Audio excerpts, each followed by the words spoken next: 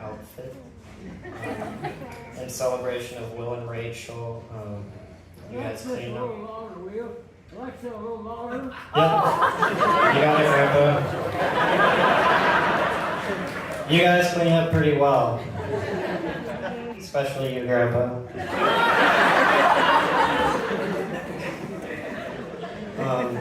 I would like to thank Gene and Dave and Sarah and Jeremy and everyone that was around helping set up, but especially Gene and Dave for all the efforts in planning this wonderful event. You should have seen them yesterday. There's tape measures, and there's clipboards and diagrams. The minutia of the details. We're all just saying Gene should going into event planning or something or another.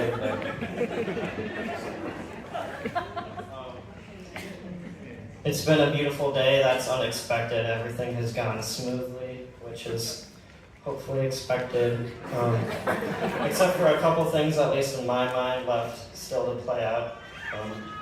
Maybe number one, what happens after we drain 50 gallons of Will's homebrew and this speech. So wish me luck. Are you just getting started? I'm just getting started. Tasting a beer. To start, I was going to say, I realize some of you might not know who I am. Me and Will go way back. I've known him for as long as I can remember because he's my older brother.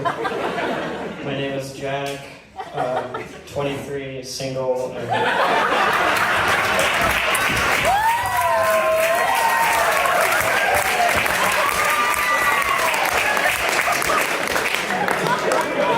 and I'm also forklift certified.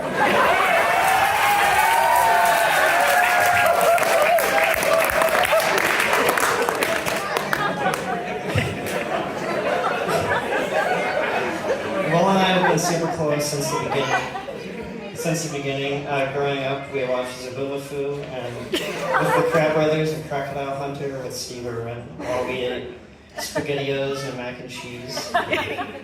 This definitely tickled all the right brain cells in Will's mind because he became obsessed with crocodiles and alligators and with the biggest and meanest teeth as possible. We played Legos and had snowball fights in the winter and rock fights in the summer. In middle school, we went to sailing camp together. We went to Boundary Waters camp together, Nordic skiing, ultimate frisbee. Way too many AP classes. In many ways, we did everything together, but maybe more so Will paved the way for me. Yeah. I wrote this morning.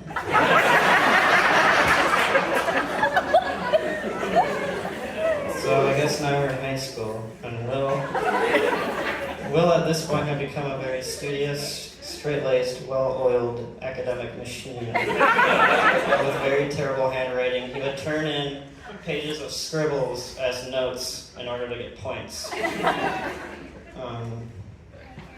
He did all the maths and the physics, and he studied for extra tests that they didn't even offer to get more college credits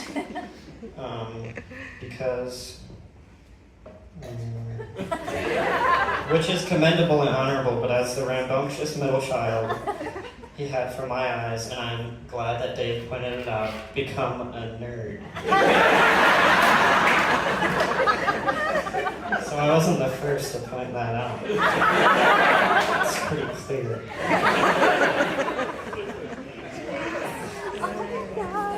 But all of that was about to change when Will went to college. And I put ominous in parentheses.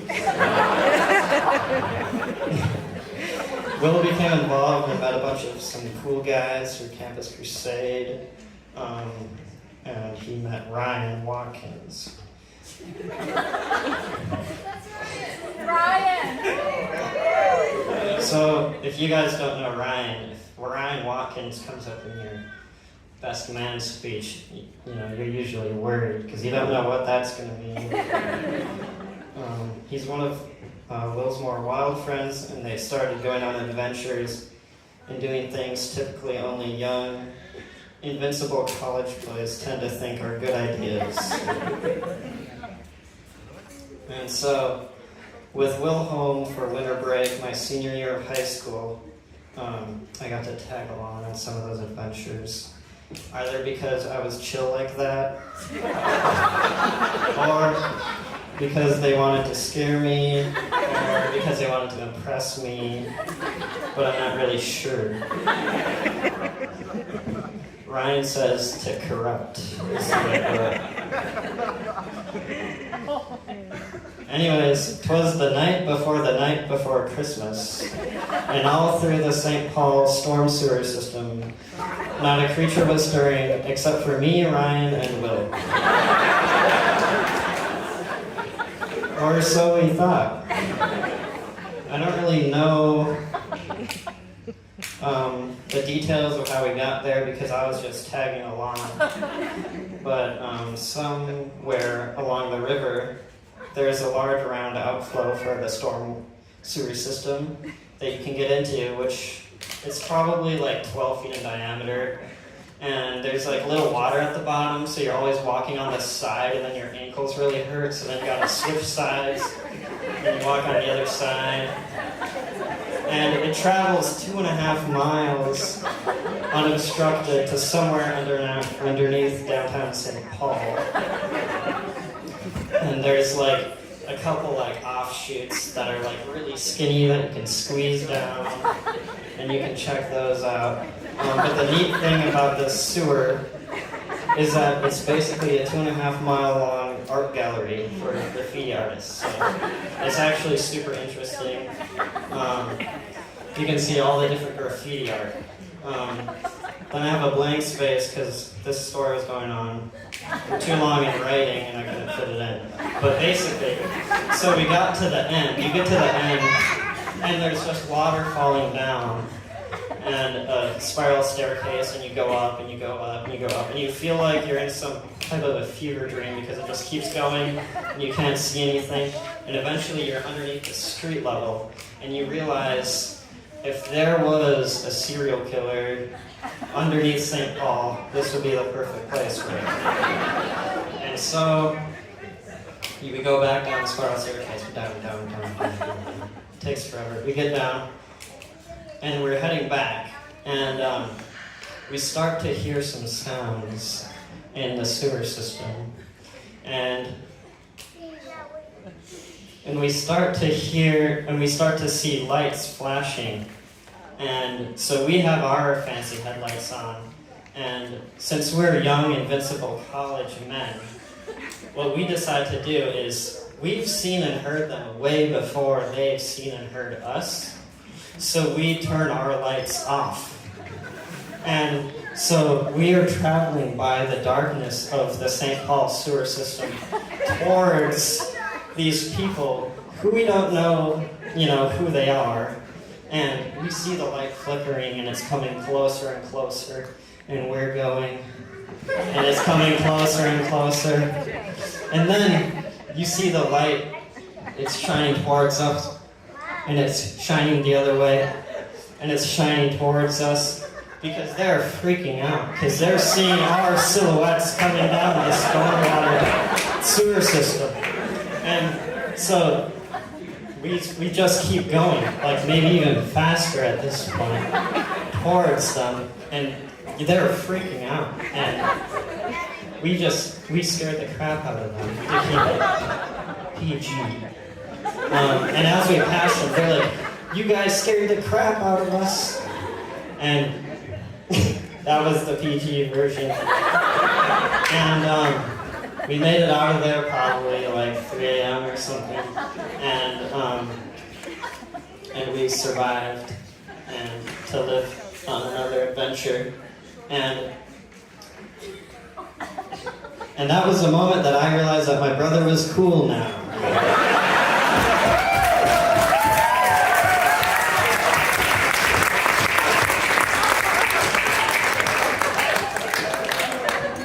Come the following school year, I enrolled at the U as well, and we actually lived together through my first 2.5 years of college, and we went on to go on many other adventures.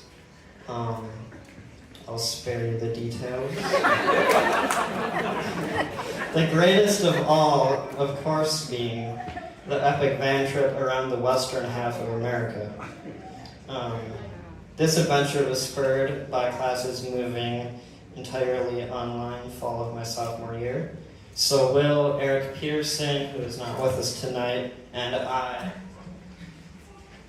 dropped all of our classes, and we split the purchase of the most marvelous vehicle ever built, a Ford E350, 3 ways, and we fixed the brakes, and we pulled out the bench seats, and we hit the road. With little more than basic camping gear, road atlas, and no plan, as we called it. On this trip, we tooled around from national park to national park, different public lands, and we camped for free everywhere, hiking every day. And those of you who haven't gone hiking with Will, it is pretty extreme. Will takes strides that are about 7 to 12 feet long, and he does not stop. So me and Eric would usually kind of just, you either kind of enjoy the scenery as you're walking, or you are like Will, and you sprint to the next spot, and you observe there, and then Eric and I catch up.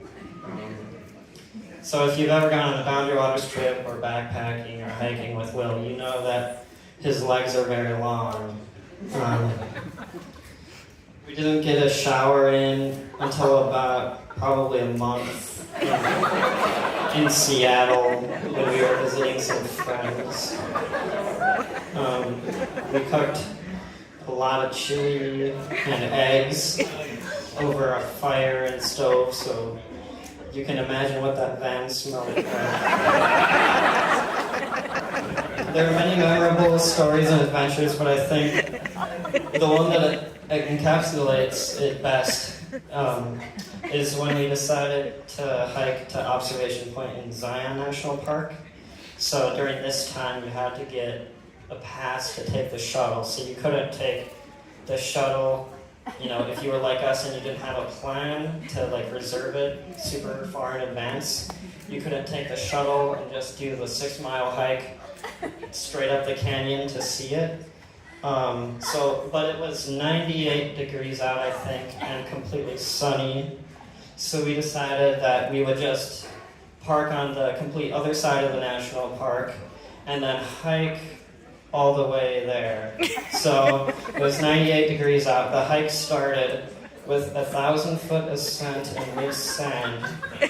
And that is probably when we finished all of our water. And then you descend to Jolly Gulch, you ascend back up onto the east rim of Echo Canyon, you travel along the canyon to the north end of the canyon, then you descend and ascend Echo Canyon, which is probably 2,000 feet either direction. Then you get on the west rim, then you travel another long length, and then you descend 2,300 feet into Zion Canyon, then you ascend 2,300 feet above Zion Canyon to Observation Point. And that's all about 11 miles. And so then you don't have any water except for the spit that was at the bottom of Will's water bottle because it was a little bit bigger. And so then you have to hike all the way back and it's 100 degrees out and it's sunny. When I was trying to figure out all the details on this, in the first article I saw was we did this in late May and I would never do it when it's hot.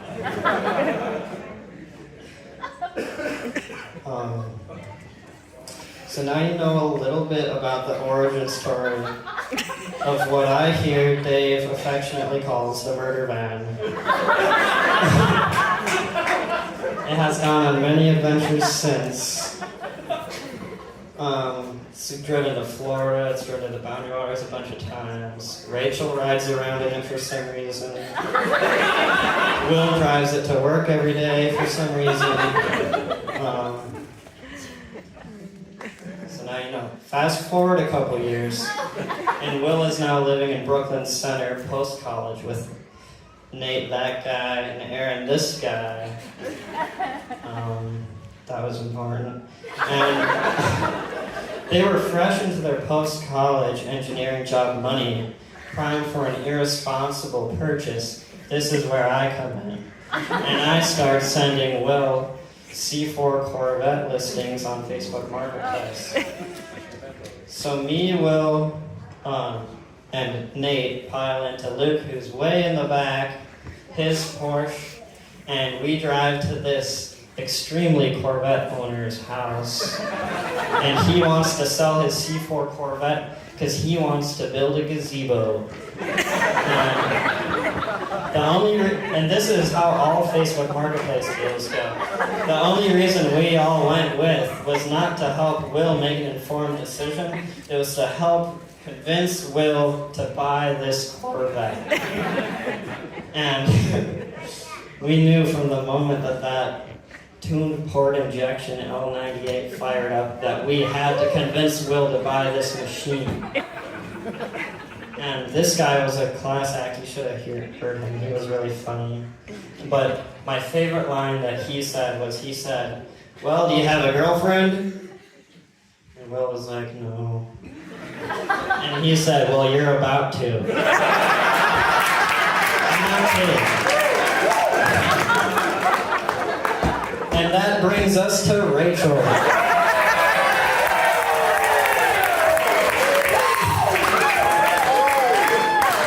The very same summer, this guy was not kidding. He knew what he was talking about. So the first time I met Rachel was on the sailboat. So I guess Rachel was in Will's Bible study or something. Will said it was like, "Some people from my Bible study are coming on my sailboat." And I was like, "Okay, I'm there.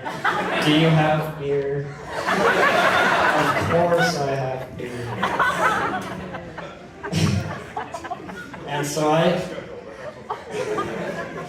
And so when I got there, it was really weird because Rachel was like sitting right next to Will, which was super weird. And so when you sail, like you sail one way and the boat leans with the wind, and then you sail the other way in order to get upwind, and it leans the other way, so you have to switch sides. And Rachel kept switching sides to be by Will, and I was like, "What's going on here?" And Rachel wrote a handwritten thank you note to Will, thanking him for taking her on the sailboat.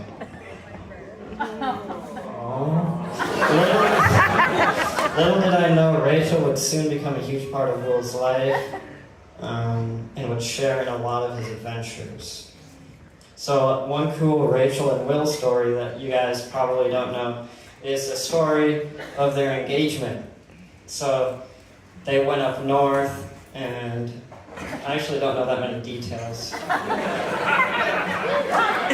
But pretty much they went up north, and so that was last winter, and you know, we had like no snow, but it was still cold up there, so all the lakes still froze. And they took their ice skates, and they skated on the lake, and then they took them off, and they hiked on the portage, and then they skated on another lake, and they hiked the portage, and then they finally got to Rose Lake, and they skated around there until at some point Will popped the question, and Rachel said yes. But you'll have to take their word for it because I'm pretty sure Bigfoot took the picture. It's really blurry and backlit. But I'm proud of them for doing a cool engagement. Yeah. Did you know that blind beat the writer? Oh! I think he's unqualified.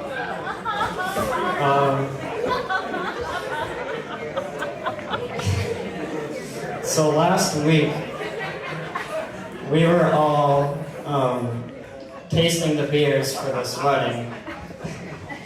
And Rachel, we were asking Rachel what she ranked all the beers because she, is like the bride. And she said that the Blue Loon is a 7, which I was disappointed in because she loves Blue Moons. So then I asked her, what would it be at the reception? And she said, maybe an 8 or 9. And then she said it would be a 10 on the sailboat though. So I don't know what it turned out to be. Rachel, you are one of the most kind and thoughtful people I've met. You hold conversation very well, and you know just the right questions to ask people to make them feel cared about. You have excellent taste in music, and more importantly, in men. I feel blessed to see you and Will's lives together begin, and I would tell you to make sure to invite me over to your new house, but I will be there anyways. So let's all raise our glasses for a toast to celebrate Will and Rachel, and what will most likely be the 11th most important day of their lives, following, of course, the births of their 10 children, so they can fill up that big van.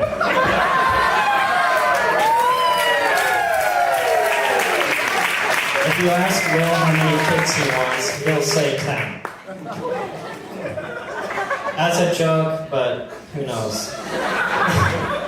Will and Rachel, I love you guys. I'm so excited for you. And yeah, cheers.